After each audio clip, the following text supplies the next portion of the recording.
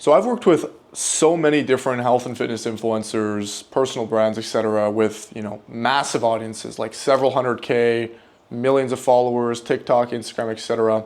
And these are people that you'd probably recognize. And what I've noticed, like kind of a personal insight, is a lot of these people with massive audiences and big brands are actually unleveraged.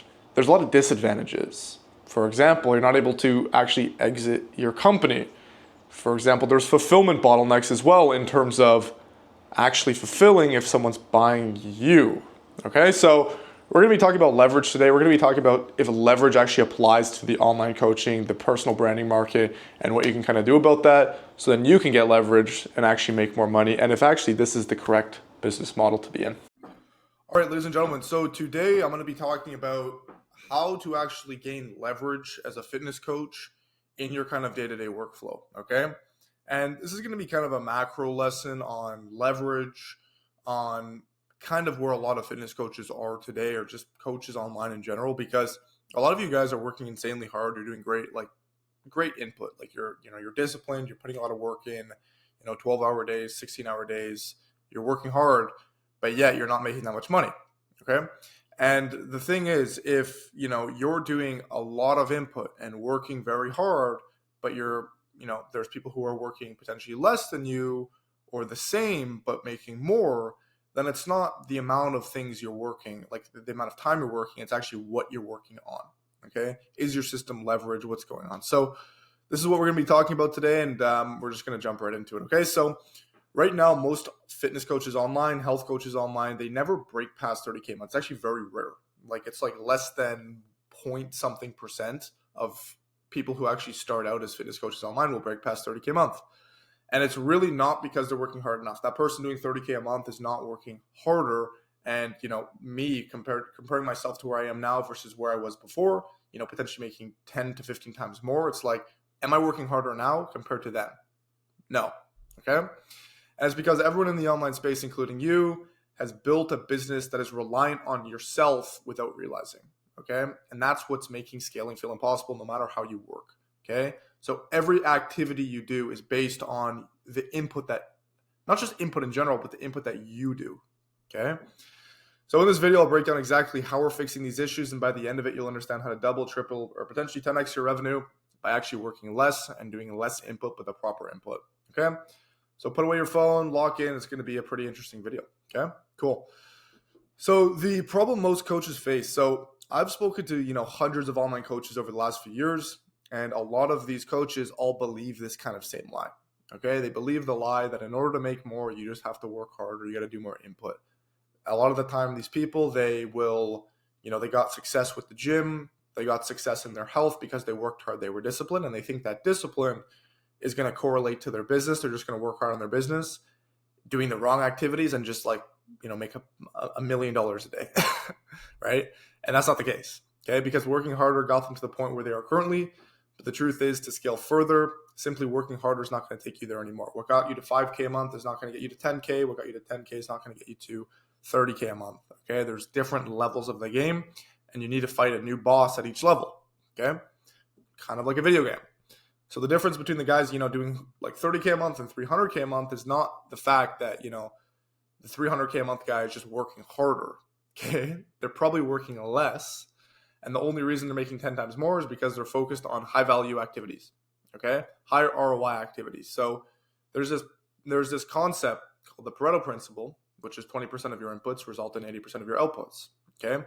And those 20% of inputs that you do that get you that 80% output, that get you that 80% revenue are the things that are the highest ROI activities, okay? And this is what I mean by leverage, okay? So if you want to scale these big numbers, 100K, 200K a month, etc., you need to do the same and focus solely on the activities that are going to multiply your efforts the most, okay? So it's not how many activities you're doing.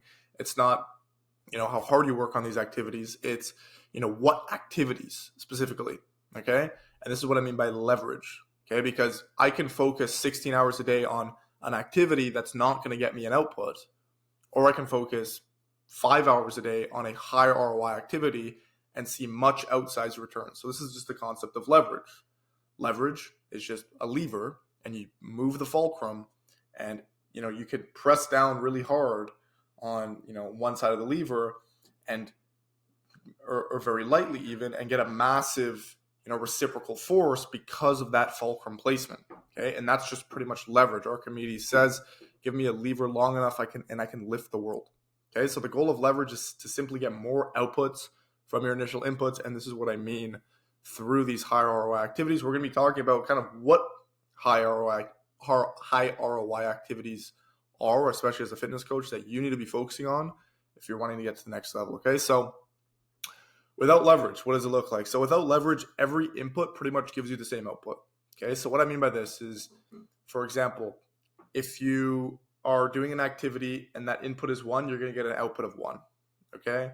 You're doing every hour and you are getting an output from that hour. Okay. So think about it kind of like, you work a job, you make $20 an hour. It's like you have to do the input and then the output is 1-to-1. Okay. And that's the same thing with a lot of you guys. Your input to output ratio is 1-to-1. You're kind of working a job for yourself where you have to do the time, okay, to get the output. And as a founder, like, you're never going to get to massive numbers through being in that 1-to-1 ratio, like 1 input, 1 output. You're basically working a job for yourself where you are reliant on yourself to put those inputs in. You're never going to make $1 billion doing that.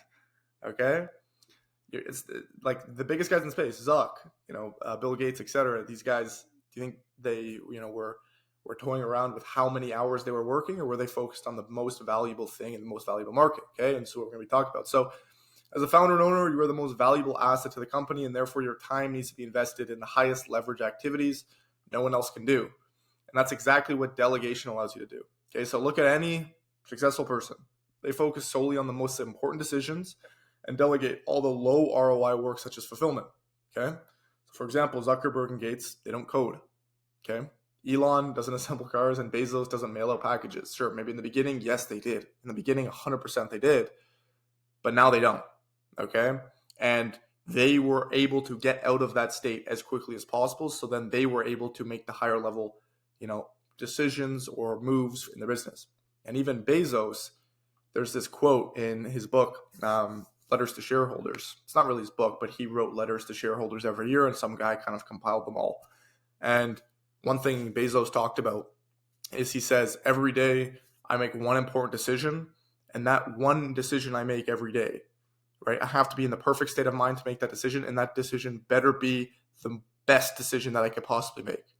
And that decision will have a massive output. Okay? So that one decision, that one input has like 1,000 or 1,000,000 different, input to output ratio. So he's like, okay, how do I make that input the best? How do I make that decision the best for our company? Okay.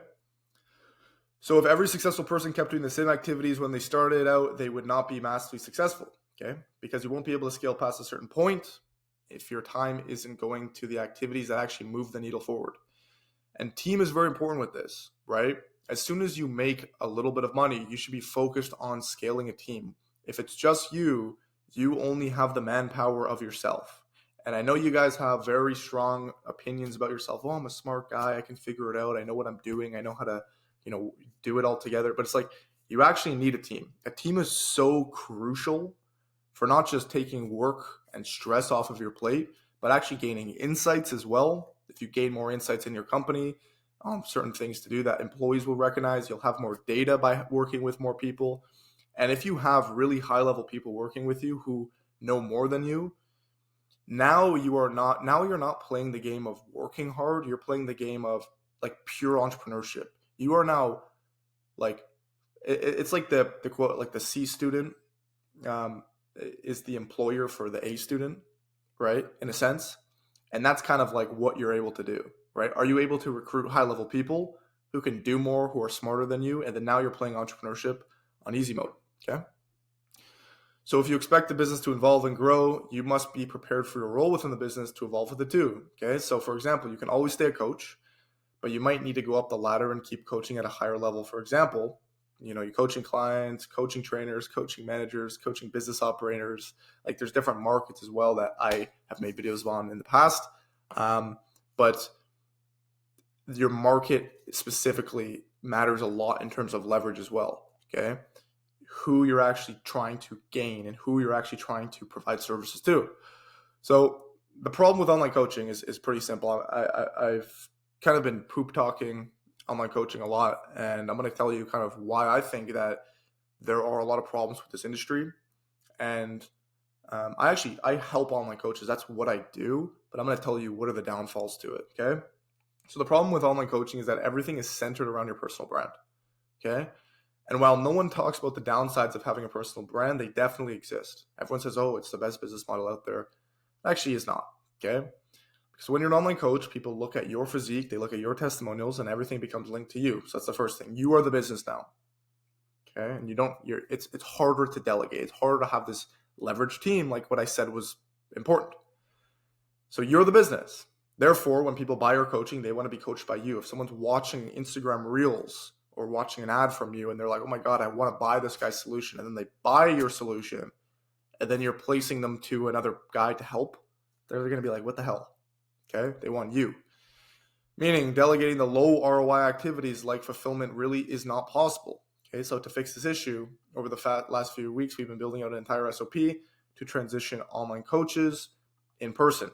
Okay. This is what I've been talking about actually quite frequently as well, because you are not the business if you're in person, and also the business is sellable.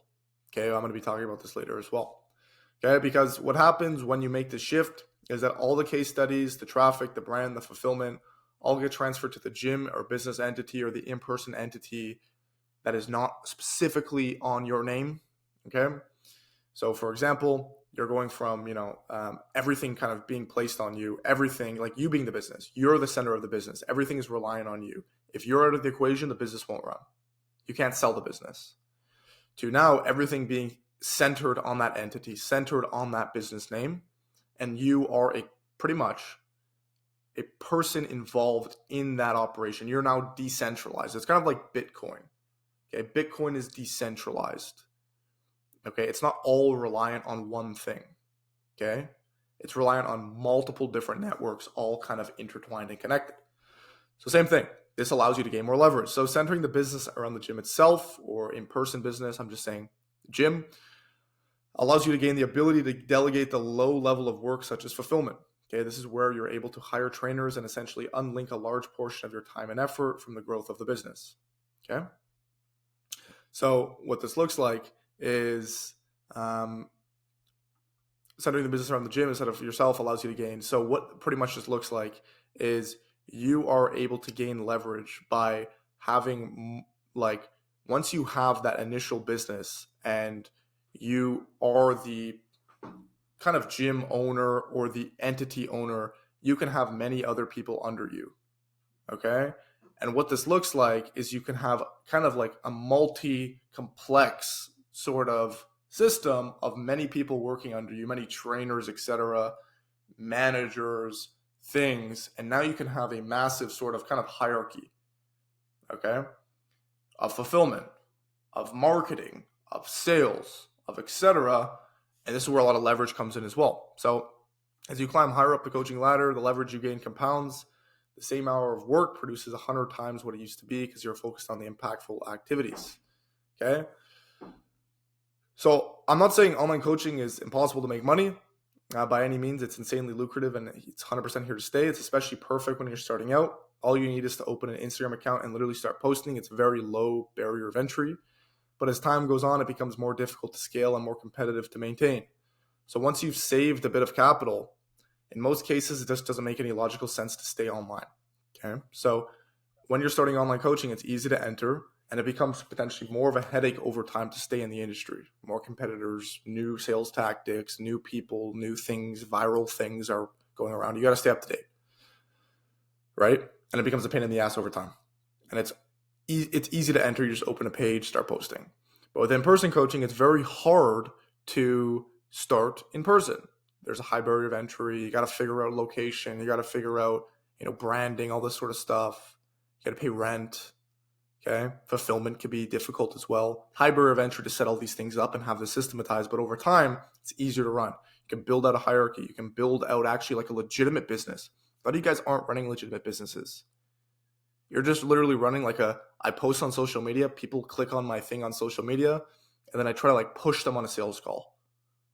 Like you don't actually have a team of people who are actually killers, who are actually skillful with layers to that team. Do you have a manager? Do you have like, a floor sort of person?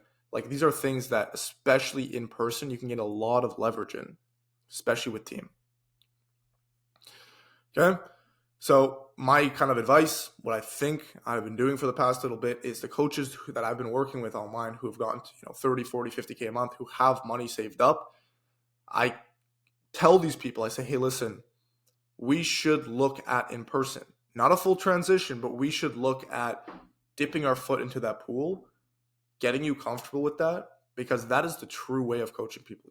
You'll gain so much more leverage, and scaling to 100K a month is a lot easier in person compared to online. So if you're online and you aren't making that much money, focus on scaling it up online. You could do that. Get the right systems in place to get yourself to the 20 to 30K minimum mark. But once you've reached the point where you've gotten enough capital, like I said, you should find a way to transition in person as soon as possible and get leverage. Okay, there's also AI going on as well. One thing that AI will never take over is in-person businesses, in-person brick and mortar businesses, in-person service businesses. Okay, online with social media and all this sort of stuff, a lot of this stuff can be easily replaced by AI. A lot of it. And the service delivery online is like not really service delivery. It's like, hey, here's a program. Check in with me. It's like you being a doctor that never sees people. Like, yeah, that exists. But people will pay more to see you. People have a better experience. It's just like the way things have always been done. And there's no point in reinventing the wheel because it works. Okay, so the quicker you can do so, the easier it will become to scale. It also solves the invisible trap most coaches discover too late, being stuck in a business that can't be sold. Because while building fast matters, building something you can actually exit is very important as well. Okay, like you can't sell an Instagram page, with your face all over it. Who's gonna buy it? You can sell promotions, yeah, that's fine, but like no one's gonna buy your brand. That's you.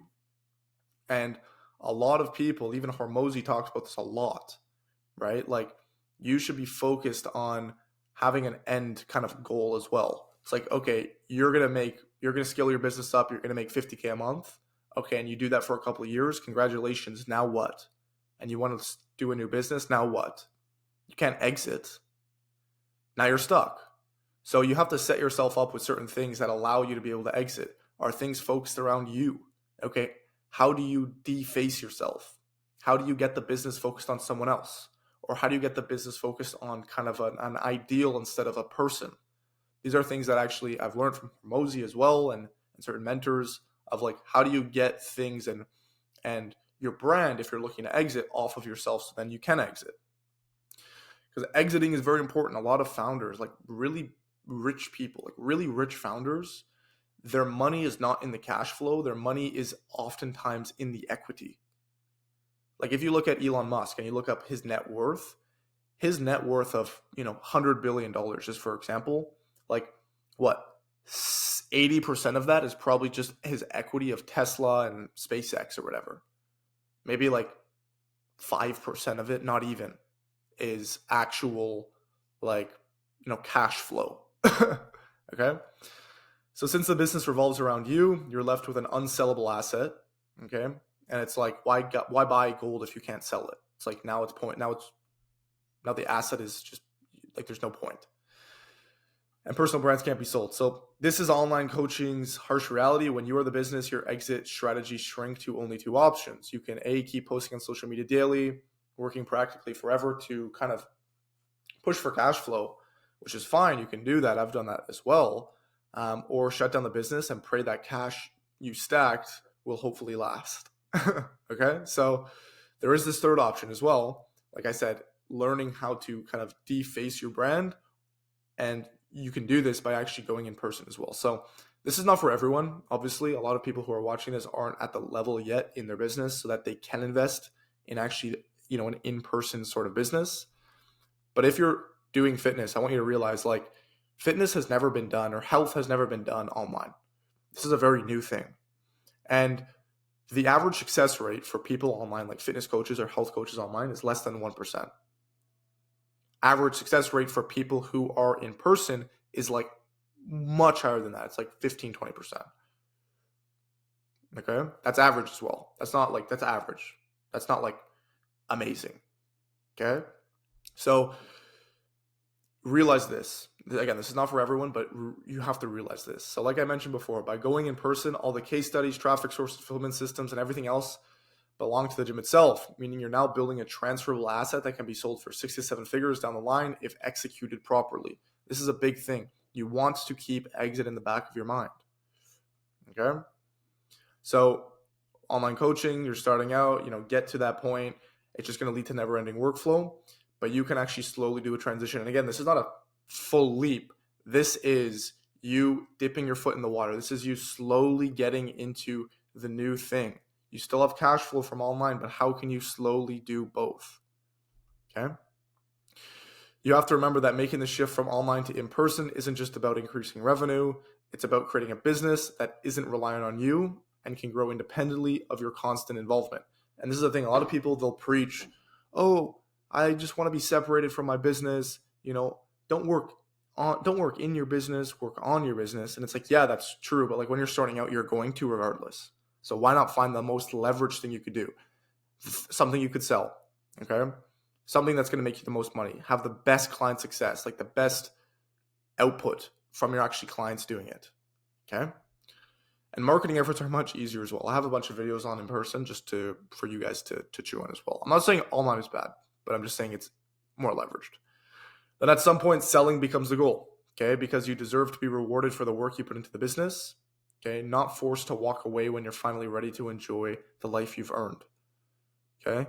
Because I know so many people, like a lot of people who are like, oh, I just don't want to walk away from the cash, but I'm so done with this business. What do I do? It's like, you can't sell. That's what in person allows you to do. It allows you to kind of avoid that. So if you're stuck at the point in the business where you've built solid momentum online, but you're stuck at your current level and you want to make the shift to in-person without losing your income or sanity in the process, watch my last video on in-person coaching, where I kind of break down kind of everything about it. It's a longer form video, and how you can kind of shift to that. But again, this is only for people who are already making money online. This is not for like people who are like, I've never made $1 online before and I want to start, coaching, and maybe I should do in person, because it's like, no. This is for people who already have a business. Okay. And sellability is important. Leverage is very important, and team is extremely important. It's very difficult to have a team online. You can have a team, but that team is obviously mostly going to be in the sales department and, not even in the marketing department, mostly in the sales department. You can have people who sell for you. I know people who have online coaching offers where they'll have like, I hire appointment setters for my clients or closers, etc. But when it comes to fulfillment, they want to work with you. Even with closing calls sometimes, like they want to like talk to you as well a lot of the times. Okay, yeah, you can have closers, right? But especially when you're starting out, you should get on those calls yourself. So you do kind of euchre yourself in terms of team in a sense, not entirely, but in a sense when you're online. When you're in person and it's not centralized on yourself, you can have lots of people working for you, high-level people, build this sort of, leverage sort of employment system, have good people, and kind of delegate and scale with a good team. So that's kind of how you can gain leverage by actually working less. And I want you to realize that it's not really what you do, or sorry, it's not how you do it. It's not the effort you put in. It's actually like specifically the system you're putting your effort into. It's not how hard you row, it's what boat you're in. Okay, so I hope you got insights from this video, and I hope this video was good. And I'll link the video below. If you're interested in in-person coaching, you can go watch that and get some value there.